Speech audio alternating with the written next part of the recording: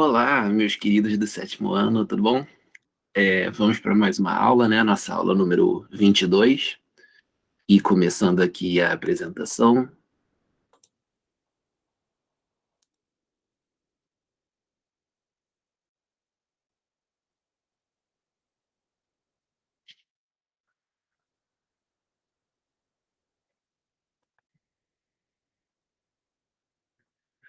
Nós vamos continuar do nosso assunto, que era o absolutismo, né? Só que a gente vai falar agora do absolutismo pelos países, né? Vamos começar na semana de hoje falando com o absolutismo na França. Foi o absolutismo mais central, assim, ele é considerado o principal, ele é considerado o que demonstra ali melhor todas as características do que era o absolutismo, né?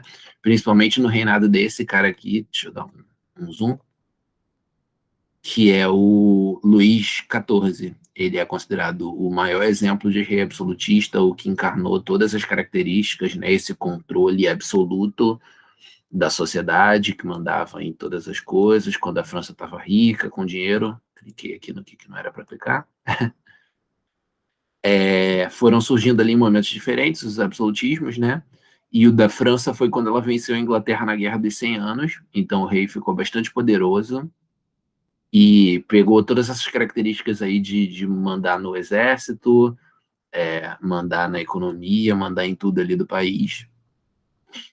Muito importante ali foi a presença do cardeal Richelieu também, que foi um grande primeiro-ministro ali do rei, que ajudou bastante. É esse cara aqui dessa imagem, retrato dele aí, né? E aí o Henrique, ih, falei errado. O Luís XIV, ele ficou conhecido como Rei Sol justamente por conta desse poder que ele tem. Essa Guerra dos 100 Anos, ela foi uma guerra ali não uma guerra direta, né, mas foi uma sequência de combates que durou bastante tempo, e por isso ganhou esse nome, da Guerra dos 100 Anos. Foi motivada por posse de territórios, né, e por disputa da sucessão do trono da França, lembrando sempre que essas monarquias, essas nobrezas da Europa, elas são todas aparentadas uma com a outra, porque tem esses grandes casamentos, né, que selam é, acordos entre as famílias, então uma está sempre de olho no poder do país da outra também. Então, de vez em quando você tem guerras que são motivadas por um achar que tem direito a intervir na posse do, da disputa ali da sucessão do trono do outro país, etc. A gente tem várias guerras nesse sentido, a Guerra dos 100 Anos não é diferente. Ela foi muito importante para os franceses criarem essa ideia de nacionalidade, de um país, de um povo, né, que luta junto. As guerras, de vez em quando, elas servem para esse motivo, às vezes elas são motivadas com o objetivo de alcançar isso, né? E uma grande heroína nacional que ficou conhecida naquela época ali para os franceses era a Joana d'Arc, que foi uma mulher que, na época, as mulheres não costumavam combater, né? Mas ela se fingiu de homem ali para guerrear, e aí ela ficou marcada como heroína nacional, né? Essa imagem foi feita anos depois, porque ela já tinha sido marcada como uma grande heroína, e os franceses até hoje gostam bastante dela, né, e valorizam muito a imagem dela e a importância histórica dela. Hoje em dia ela é até considerada santa da Igreja Católica, de tanto que ela ficou marcante, as pessoas começaram a rezar ali por ela, né, a pedir intercessão dela, como elas fazem com os santos, e aí hoje em dia ela é considerada, sim, uma santa.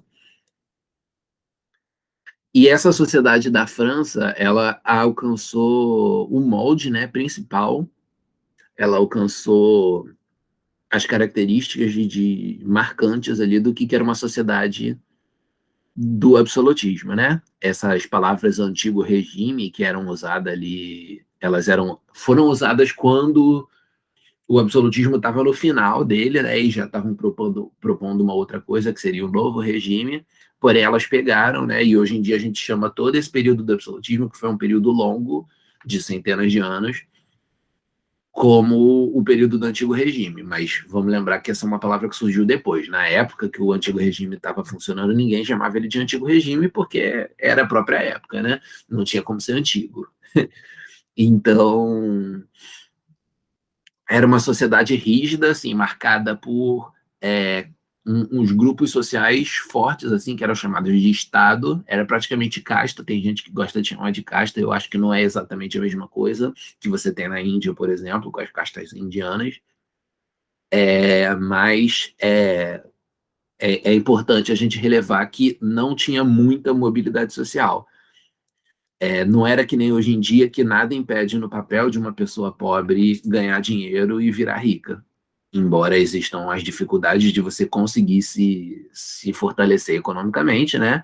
A desigualdade que a gente sabe que é bastante difícil de superar na nossa sociedade. Hoje em dia não tem nada no papel, não tem nada legalmente impedindo um pobre de virar rico. E naquela época ali, as pessoas não se pensava tanto em questão de ricos e pobres, mas se pensava em questão dos que eram mais importantes e dos que eram menos importantes.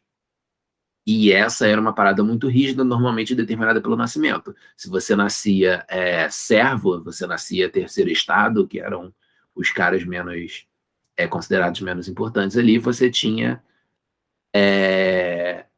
para sempre ali, você ficava por baixo, né? A gente tem essa imagem ali já crítica do Antigo Regime, já mais para o final do Antigo Regime, na França, né? Que ela demonstra mais ou menos como a sociedade era vista, né? O clero, que era o primeiro estado, e a monarquia, que era o segundo. A monarquia não, perdão, a aristocracia, que era o segundo estado, eles, né, ficavam por cima, eles não pagavam impostos e eles eram sustentados pelo terceiro estado, que é esse aqui que está sendo feito de cavalinho, né?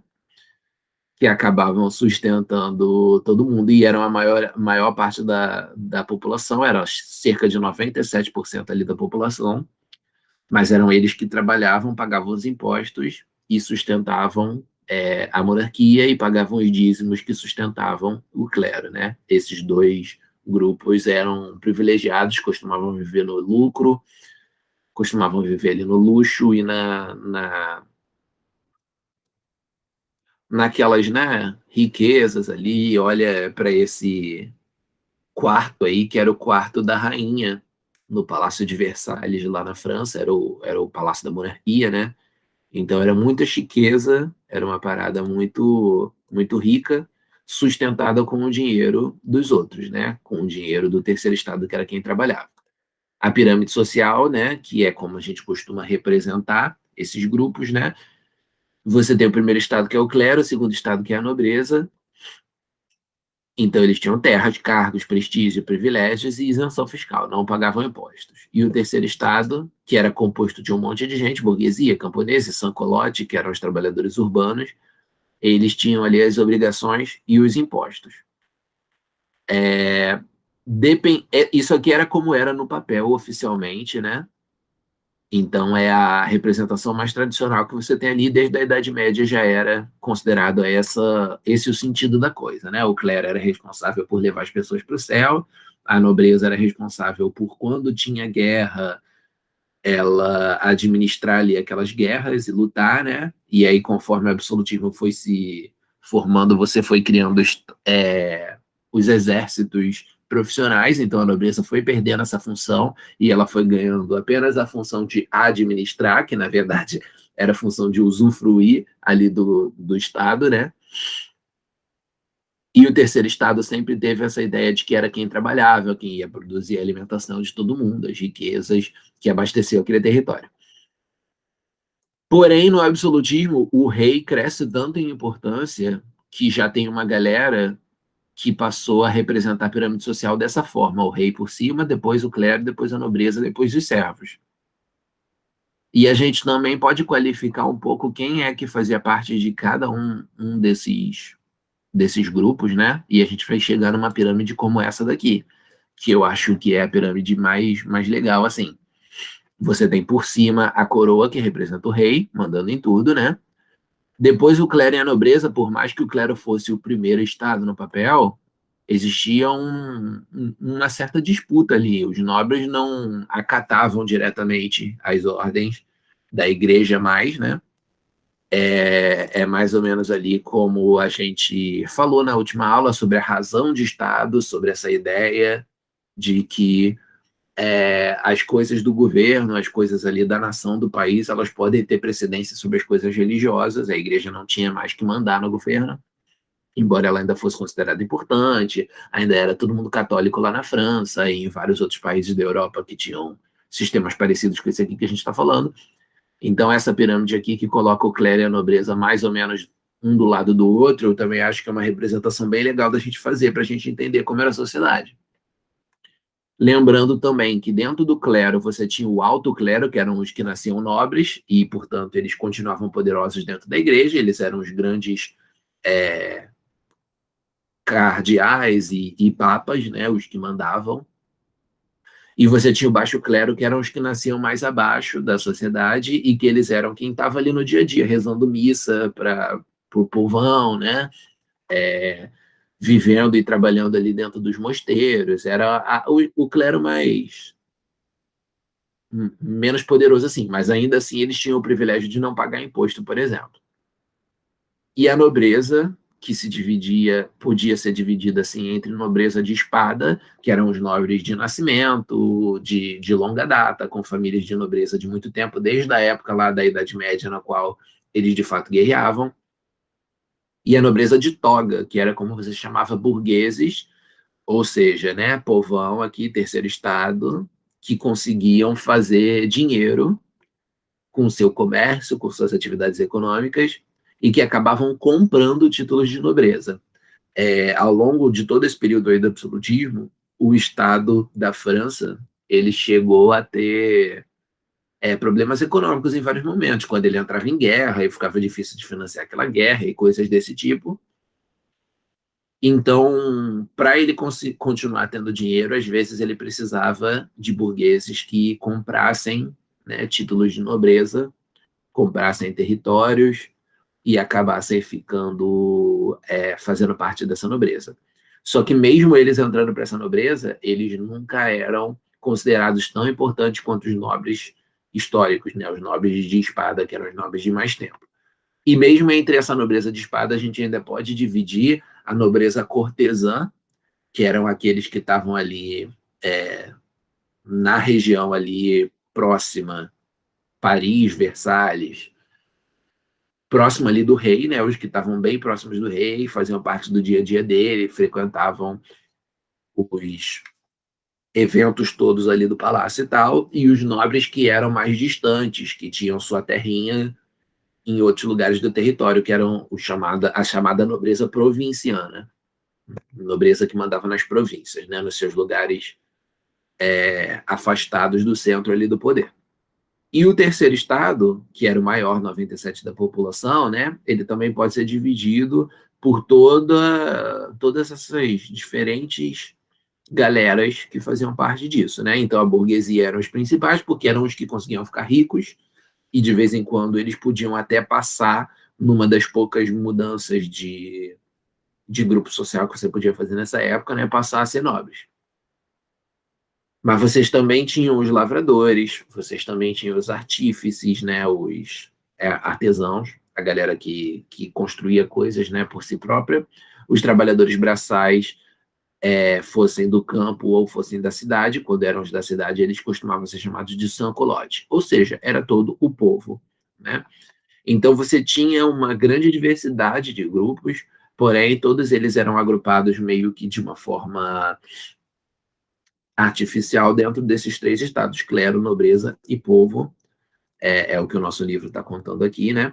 E esse esquema ele ficou mais claro do que em qualquer lugar ali dentro da França. Porém, você tinha um esquema parecido em outros lugares. A gente costuma usar o exemplo da França para estudar exatamente o que foi o absolutismo, porém a gente tinha grandes diferenças ali, ou pequenas diferenças, dependendo de qual país que você estava. E aí é importante a gente falar da grande diferença social daquele momento, que é a burguesia. A burguesia foi ascendendo porque o mercantilismo estava ali comendo solto, né, conforme a gente viu na última aula. Então os reis eles dependiam muito do comércio para se enriquecer, porque eles pegavam imposto em cima do que fosse comerciado. Isso fez com que, de tabela, os reis se fortalecessem, porém os burgueses que realizavam esse comércio também se fortalecessem. O comércio estava cada vez mais louco ali, até por intercessão dos próprios reis. Então, Os burgueses também estavam lucrando muito e ficando cada vez mais importante, conforme eles tinham dinheiro ali. Eles foram conseguindo prestígio, né? Foram conseguindo dinheiro, os nobres já não tinham mais tanto dinheiro, porque as terras do próprio país ali não funcionavam mais tanto, não eram mais tão importantes quanto as terras das colônias, que eram usadas para fazer o comércio de longa distância, que é o que dava mais dinheiro. Então, os burgueses foram ficando enriquecidos, comprando esses títulos e se tornando nobreza de toga, né? Ganhando cargos administrativos, então tendo algum poder político.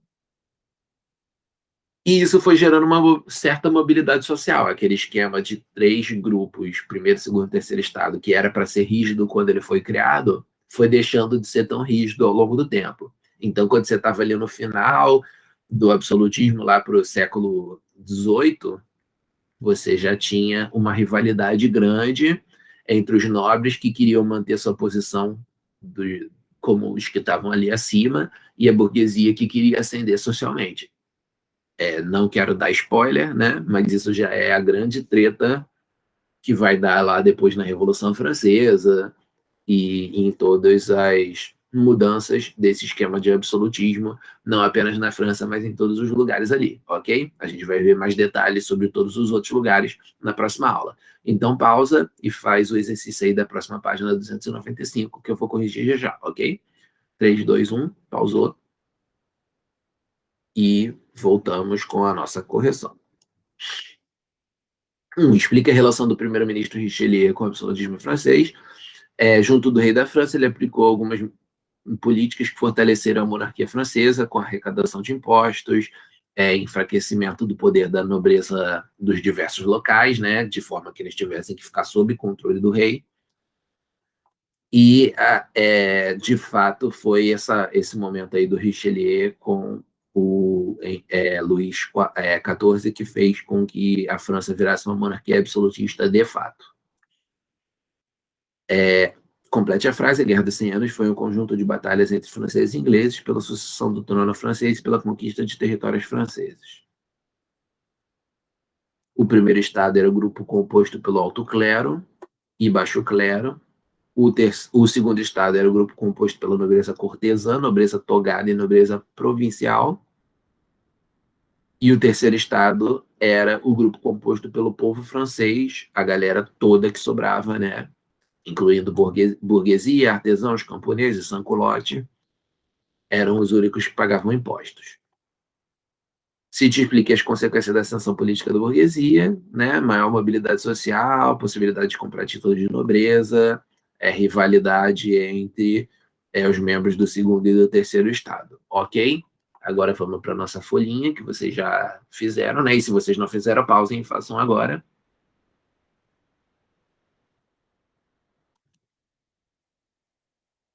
O que foi a Guerra dos 100 Anos e como ela influenciou na composição do absolutismo na França? Foi uma série de batalhas entre franceses e ingleses por conta da secessão francesa e do interesse dos ingleses em alguns de seus territórios.